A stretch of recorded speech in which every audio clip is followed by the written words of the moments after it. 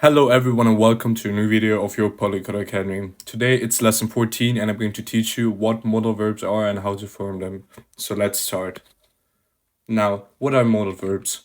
A modal verb, which is also called auxiliary verb, is used along with a main verb in order to express possibility, ability, permission, or necessity. So it's basically a verb which is helping another verb in order to form a complex sentence. And some examples of modal verbs in English are, for example, must, shall, will, should, would, can, could, may, might, etc. So you might know these. In German, there are 6 main modal verbs which you should know. Können, müssen, sollen, wollen, möchten, dürfen. And I'm going to talk about them today. Now, first we got to speak about how to use a modal verb at all and kind of show an example. You can see an example, ich kann Deutsch sprechen, which means I can speak German. And you can see how the verb kann, which is basically the present simple form of the verb können, which means can in English, is helping the verb to speak, in this case sprechen, in order to form a more complex sentence. And in this case, in order to indicate a capacity, an ability, the ability to speak German. And that's how we're going to start. We're going to start with the verb können. And können mostly indicates a capacity or an ability. So for example, you can see in the example, mein Bruder kann gut Klavier spielen. It means that my brother is able to play piano, can play piano. A second possible use of können is in order to express an opportunity or a permission. So for example, by saying ich kann heute Abend ins Kino, you are saying that today I can go to the movies. So it simply means that you have the opportunity to go to the movies or a permission to go to the movies. So that is very important. Here in this table, you can see the conjugation of the verb können. And it's a little bit irregular, but I hope you to learn it because it's not that difficult. So können basically corresponds to the English can, and the conjugation is just ich kann, du kannst, er kann, wir können, ihr könnt, sie können. And one trick which you might use is the fact that the first singular person and the third one are the same, and it also applies for the first and the third plural persons. So that might be a trick you would like to use in order to learn this verb more effectively. Now, here you can see your first exercises for today. So try to form sentences with the words indicated and by conjugating können correctly. Write in your notebook the conjugation of können twice. So these are 2 homeworks and try to do them. But before doing these exercises, we're first going to talk about müssen and sollen, which are the second and the third modal verbs. Now, here you can see the conjugation and you can see how it's very similar to können. For example, for müssen you have ich muss, du musst, er muss, wir müssen, ihr müsst, sie müssen. And it's very similarly structured. The first and the third person, be it singular or plural, are the same and they are built similarly. So this is going to give you an easier time while learning these conjugations. And müssen and sollen have a very similar meaning, so I would please you to pay attention. Now, the verb müssen mostly expresses an objective necessity and it sounds more urgent. So, for example, if one does not do what is necessary, then there will be serious consequences.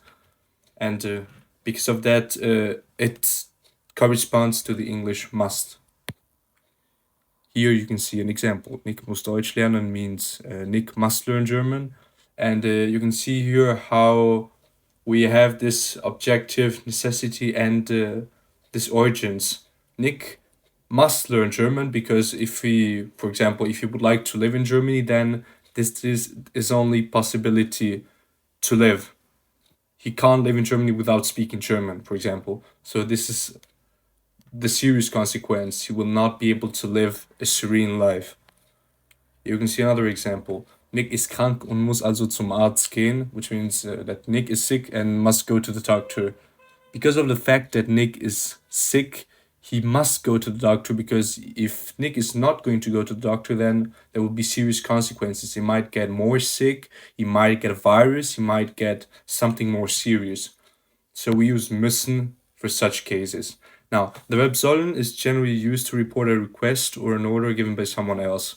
what the person at whom the order is directed thinks of it is not relevant in this sentence. So it's also some kind of fact that you are supposed to do something, but in this case, what the person at whom the order is directed thinks of it is not relevant in the sentence. So it's very fundamental for that. For example, here is an example. Nick soll den Fuß kühlen, which means Nick should cool the food. This is a recommendation, and the opinion of Nick in the subject is not important. Someone told Nick that he should cool the food, that it would be good to cool the food, but it's not something urgent. A second example would be Nick soll studieren, which means that Nick should go to university. What Nick thinks about going to university is not important because this sentence results from a recommendation of someone else telling him to go to university, or maybe from his parents telling him to go to university. So the opinion of Nick is not important. So we could kind of say that sollen corresponds to the English should. Here are some exercises with müssen or sollen. And at the end of these exercises, try also to write in your notebook the conjugation of müssen and sollen twice. Finally, we're going to end this lesson with wollen, möchten, and dürfen. You can see the conjugations. Maybe try to stop the video in order to copy them right now. And first, we're going to talk about wollen and möchten because they are very similar and they correspond to the English want and would like. And they basically mean the same thing, while möchten is used in a more formal way. Here, right below, you can see the perfect example for that. If you say ich will eine Pizza, it means that you want a pizza, and it's a little bit informal. But if you say ich möchte eine Pizza, then it means that you would like a pizza. So it's more formal, and because of that, we use möchten in more formal environments.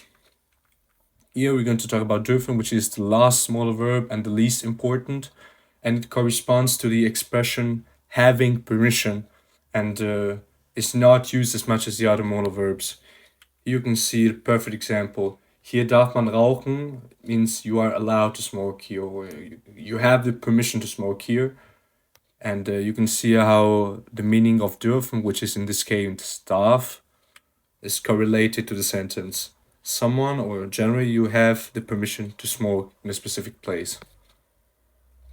Here, there are some exercises on wollen, möchten, and dürfen, and after doing these exercises, try also to write in your notebook the conjugation of wollen, möchten, and dürfen twice.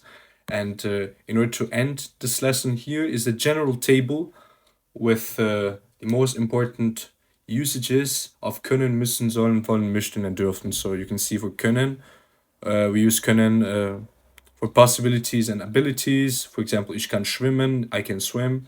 We use müssen for duty and necessity. For example, ich muss für die Klausur lernen, I must learn for the exam, because otherwise there will be serious consequences. Sollen, which is a recommendation or a moral duty or a third party will. For example, ich soll zuhören, I should listen. Wollen, which expresses a will. So for example, ich will eine Sprache lernen, I want to learn a language. Möchte, which is a polite wish. So for example, ich möchte ihn besuchen, I would like to visit him. And then finally dürfen, which expresses a permission, such as in the last case, hier darf man Fußball spielen, which means you are allowed to play football here. And other than that, if you went so far, thanks for listening, and please do the exercises, because otherwise you're going to forget these verbs very soon. And I wish you a nice day.